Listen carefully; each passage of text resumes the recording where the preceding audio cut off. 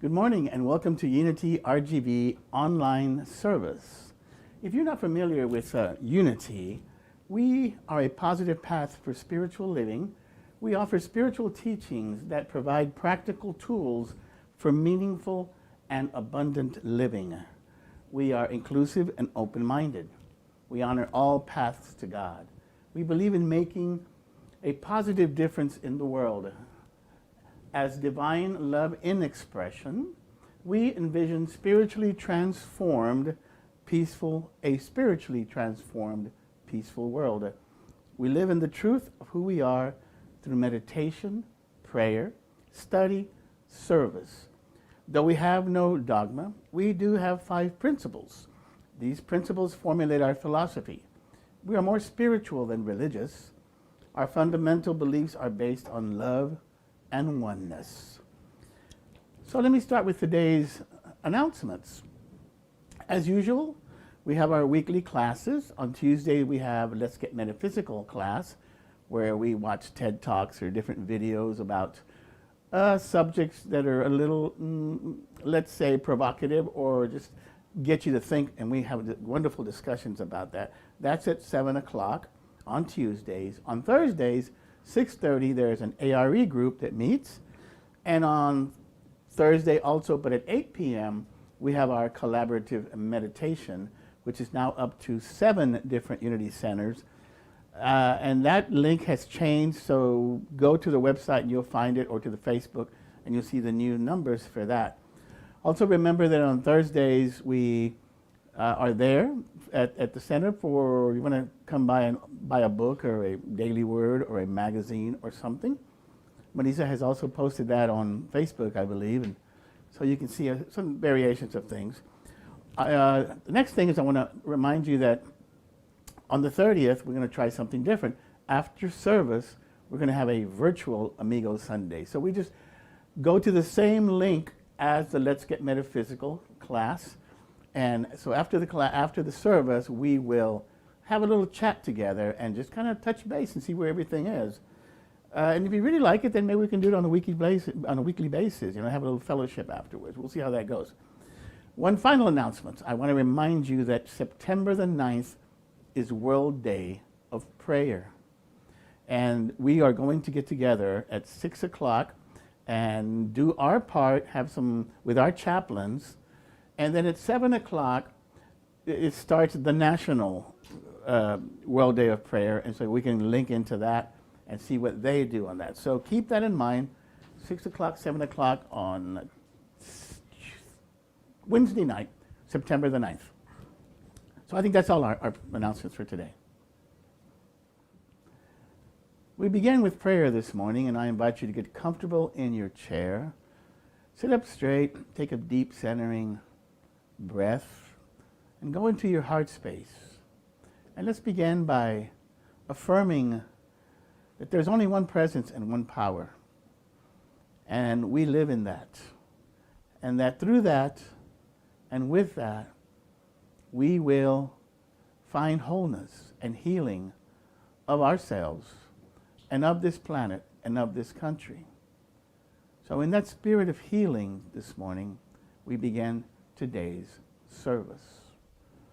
I'd like to begin with an invocation which is shared throughout all the Unity services throughout the planet. And it goes, there's only one presence and one power active in the universe and in my life, God the good, omnipotent.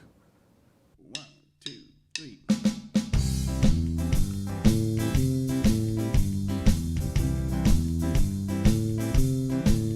I feel love in me today. I feel love in here today. I feel love in me, love in here today. I feel peace in me today. I feel peace in here today. I feel peace in me, peace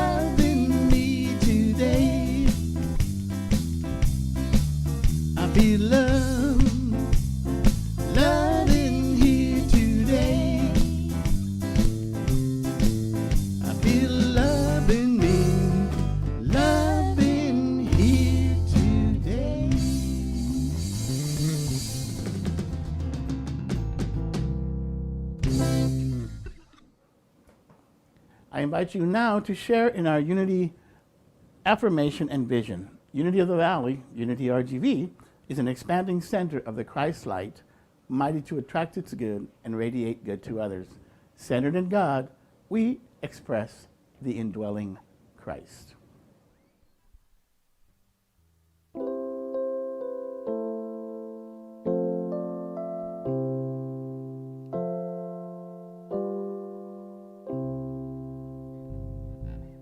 Peace in my life is growing because I choose love. Love's always present, it's what I'm made of. I choose love. We are a part of each other. We are one. One choice unites us. Let this be the one. I choose love. Peace for my family is growing because I choose love. Let love be present, it's what I'm made of.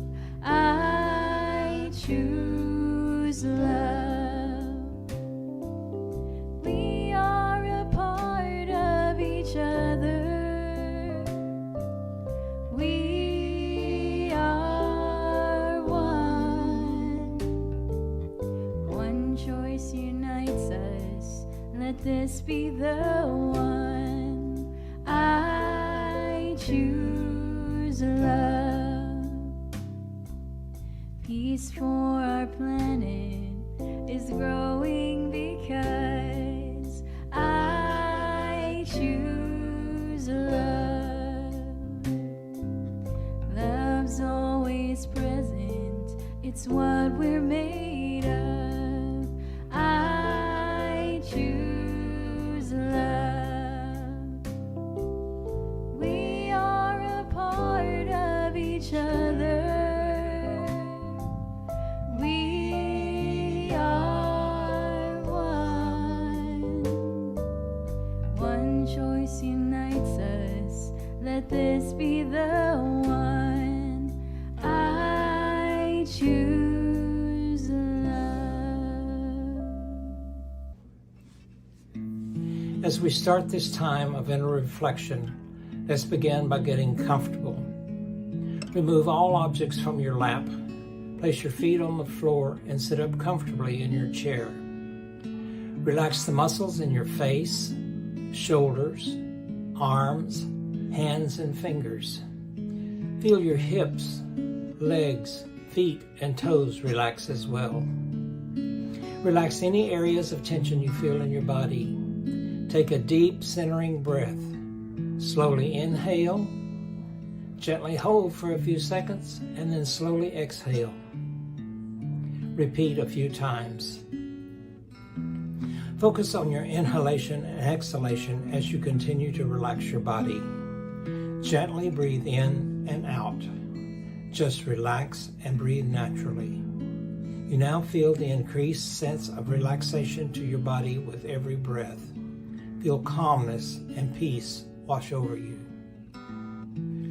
Now let's center our attention to the daily word for today, which is protected. Our Bible verse is from Psalm 27:1 and reads, "The Lord is my light and my salvation. Whom shall I fear? The Lord is the stronghold of my life. Of whom shall I be afraid?" Today's affirmation is, I shine my light and feel protected. Let's say that together once. I shine my light and feel protected. Our message reads, feelings of fear that creep into my life may conjure childhood memories of scary nighttime images and noises. As a child, I may have felt afraid of the dark or startled by an unfamiliar sound. But the morning sun always dispelled the darkness and I realized there was never anything to fear. I keep that knowledge alive as the divine presence within dissolve the darkness of fear and shine the light of comfort and safety. Now, when any darkness descends in my life, I remember the protecting love, presence, and power of God expressing as me. As I attune more fully to my divine nature, light dawns within my consciousness, and I realize that God's protection is always mine. Now let's close our eyes and take these words and this affirmation into the silence.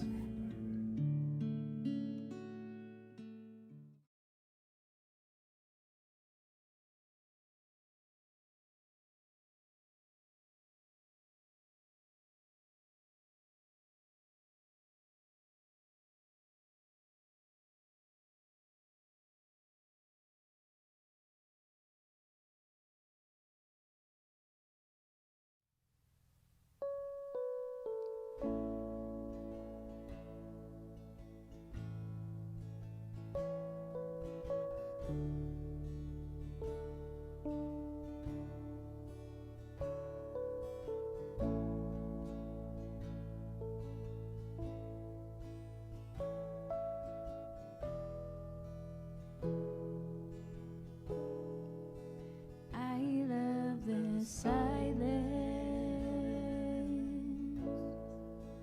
down in my soul. I love the silence down in my soul. I love the silence down in my soul, and the whole wide world is my home. I've got a new day down in my soul. I've got a new day down in my soul. I've got a new day down in my soul,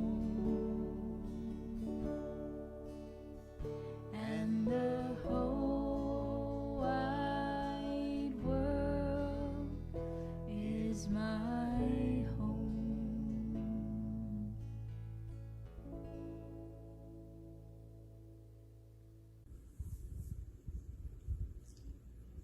Hello, everybody. This is Reverend Ivory, and the prayer chaplains just had a wonderful meeting today. We want to share with you some exciting news that Unity Worldwide Ministries 27th Annual World Day of Prayer is coming up real soon. It's the 9th and 10th of September. And we are working on our own celebration. We'll be having prayers and music, candlelighting, labyrinth walk. So put on your calendar for Thursday at 6 o'clock, September the 9th, that Unity RGV will be celebrating World Day of Prayer before the Unity Worldwide Ministries celebrations kick off. So we invite you to stay tuned for more information, and blessings to everyone. Be safe, be loving, and be at peace. Thank you, and have a great day. Today's message is about coping with change.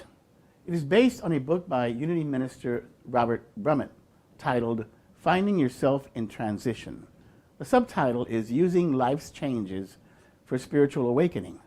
The title and subtitle pretty much tells the whole story. Looking at it in reverse, the book is about finding spiritual awakening during times of transition.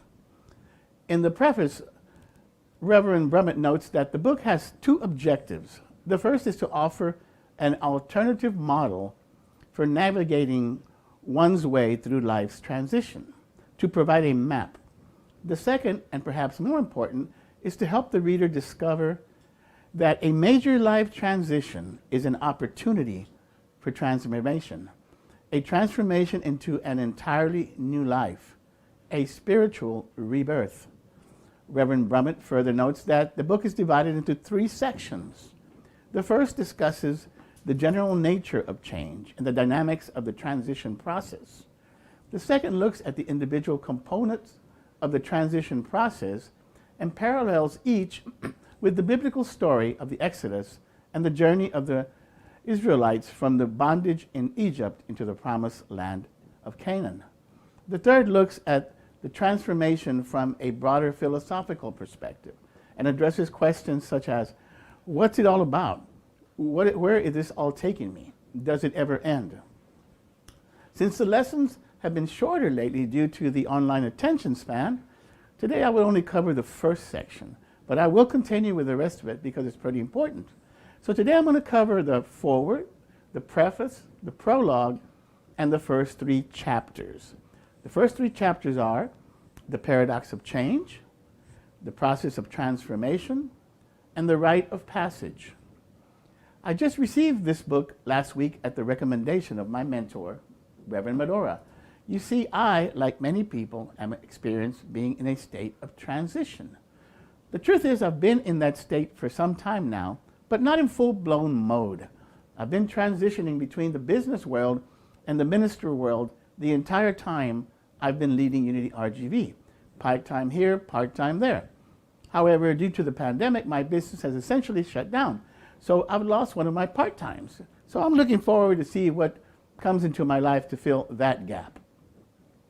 Next week, our speaker is my friend LUT Debbie Cole from Austin. The last time she was here, she spoke about being in transition. She referred to it about being in the hall. And that's how I feel right now. I'm in the hall. I'm neither in that room nor in that room or this room. But the thing is, it's kind of crowded here in the hall because there's a lot of us here. A lot of people are in the hall right now. So it's a good time to talk about this transition business. During our last monthly conversation, I told Reverend Medora all this, and she suggested this book. So right off the bat, the book begins by noting that change is the keynote of life. Everything in nature tells us that change is the only constant. There is a harmonious ebb and flow in nature. We see it in the changing of the seasons. Change is everywhere and in everything. There is also a divine rhythm at work in our individual lives as well. We understand intellectually that there are natural transitions at work in the universe. However, when the change comes rapidly or at too big of a scale, we usually find ourselves questioning the meaning and the purpose of the change. I don't have to tell anyone right now how difficult and trying these days are. Between the pandemic, the economy, and the political atmosphere, many of us are experiencing major change and major frustration in our lives right now. The whole country seems to be going through a major change. As a result, many are questioning this period of transition. What does it all mean? How is it all going to turn out? We ask these questions because finding purpose in our human experience is essential to us as humans. The German philosopher Nietzsche wrote, "He who has a why to live can bear almost any how." We want to make sense of things. Change, especially deep or sudden, can shatter our previously held meaning. It takes us into new territory for which we have no map. Every change is a death of sorts, a dying to the old. Yet, this is one of the defining characteristics of growth. To be fully alive in the now, we must be willing to change. Being in transition is by definition about experiencing change. A transformation is a process, and there are different kinds of processes. The book talks about a natural process versus a mechanistic process. Let me talk about that for a little bit because it's pretty important. Perhaps the easiest way to visualize this, to understand this, is to simply refer to the basic difference between the general Eastern and Western approach to life. What I mean by this is that when you think of a monk in Tibet, what comes to your mind? Probably someone who sees the balance and relationship of our mind, body, spirit, as well as nature. You think serenity. That's what comes to my mind. Somehow, it is about someone who is in tune with the ebb and flow of nature in all its aspects. In short, someone who is internally guided. In contrast, what comes to your mind when you think of someone deeply immersed in corporate America? Quite the opposite. Someone who is not in tune with the inner self. Someone externally guided and probably pretty stressed out. The book says, relatively few of us eat when we're hungry, sleep when we're tired, and wake when we're rested. I read this, and what came to my mind is that Zen, like quantum physics, really can't be defined. But once I saw this somewhere, and it said that one person asked another person, how would you define Zen? And the answer was, when you're hungry, eat. Now that sounds pretty simplistic, but the point is to be in the now and go with whatever circumstance or feeling or situation is in front of you, that which you are experiencing. The Western approach, conversely, uses the clock rather than the body to dictate the timing of these activities. So the simple point is, does your guidance come from within or from without? The book tells us that the Western approach, which was designed to enrich our outer lives, may be contributing to the impoverishment of our inner lives. Dealing with change from this mechanistic model often results in pain and confusion because our inherent human nature, and I would add to that our inherent spiritual nature, is intrinsically related to natural processes. The good news is that things are beginning to change. We're getting away from that mechanistic approach. Even medicine is changing. In the old model, we were machines. And medicine deals with symptoms and not causes. When I did my lesson a long time ago about the science of natural healing, Dr. G mentioned that traditional medicine has only two tools, surgery and medicines. The holistic approach to medicine is changing all that. And more, we are entering that type of an approach. We have to use these times of transition to see the bigger picture. And that's the point of this book. In the foreword of the book, Rosemary Fillmore, Rhea, which is the granddaughter of Myrtle and Charles, writes, the book reminds us that we are never alone, that the loving intelligence that created us is ever present, guiding and directing our ways. That sounds very similar to what we read in a different book once, and we talked about it in metaphysical class the other day, and it says, the book is called Inner Peace for Busy People, and it says that faith, it says, in the end, faith is less a set of beliefs than your willingness to surrender to a mysterious force of love and guidance that helps you find your way. Sounds like the same thing. It's about just trusting and understanding that in the end, everything works out. In the third chapter, Reverend Brummett tells us about his love of canoeing. In canoeing, there is a term called whitewater. Whitewater is the result of when the water is moving very rapidly down the river. Whitewatering is the most dangerous part of canoeing, but at the same time, he says it's the most fun and the most rewarding. Transition is like that. It is often a time of crisis. Interestingly, the Chinese language presents us with a very interesting perspective on crisis. In Chinese, the word crisis is formed by combining two words, which are danger and opportunity. Times of transition can be opportunities to gain strength and wisdom, opportunities to experience spiritual breakthroughs and healings. The poet Khalil Gibran wrote, pain is the breaking of the shell that encloses our understanding. Some transitions come by choice. Others are thrust upon us, ready or not. Some transitions are welcomed and pleasant. Others are not. Transitions come in 3 stages. The first is the ending of what was. The second is the void, mostly accompanied by feeling like lost in the wilderness. And I think that's where we are right now, in that void part of the transition in general. And the third is the new beginning. So that new beginning will be starting soon. That's what we trust. These 3 stages are usually not clearly defined. They can overlap. And sometimes, part of it can come back and make us feel like, oh, I thought I was beyond that. And here I am feeling it again. These 3 stages parallel an ancient ritual called the rite of passage, thus the title of the 3rd chapter. It also parallels the standard path of the mythological adventure of the hero, which is separation, initiation, and then the return. So I'll leave you with these 2 thoughts. The first, remember when Armand and Angeline were here? I think it was in January of this year. They sang a song that said, everything will be fine in the end.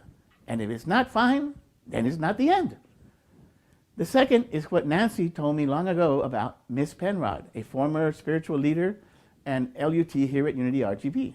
She would always say, I can hardly wait to see what good comes out of this. I know it's difficult for right now, and it is for everybody. But let's take Miss Penrod's approach to this. Do you know what came after the last pandemic? Keep this in mind. It was the roaring 20s. So be well, take care, bendiciones, wash your hands, wear your masks. Take care. Now comes a time when we offer our tithes and offerings. And remember, we still have to keep the building moving and keep everything going. There's an element of the business world to this place. So don't forget to send in your offerings, and you can do it through PayPal or Cash App or Venmo, or you can send a check to Unity RGV, P.O. Box 1661, 78577. And Marisa has a little, whatever she calls it, a link that shows you all of them. You can just go there. A link tree, sorry, that's the word she's telling me.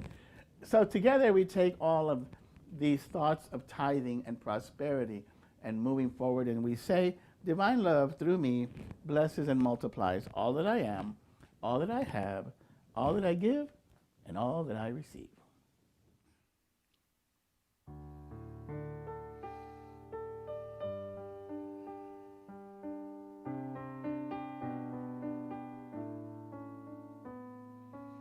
Everything I see,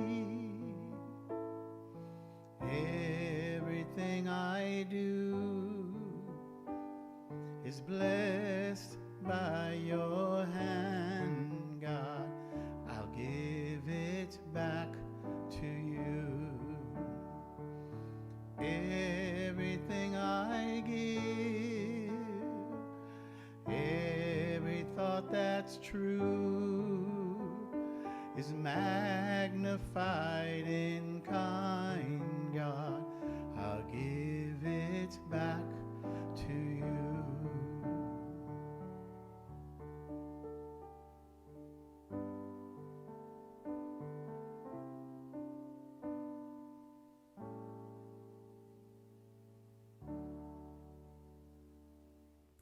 Once again, thank you for joining us today at our Unity RGB online service.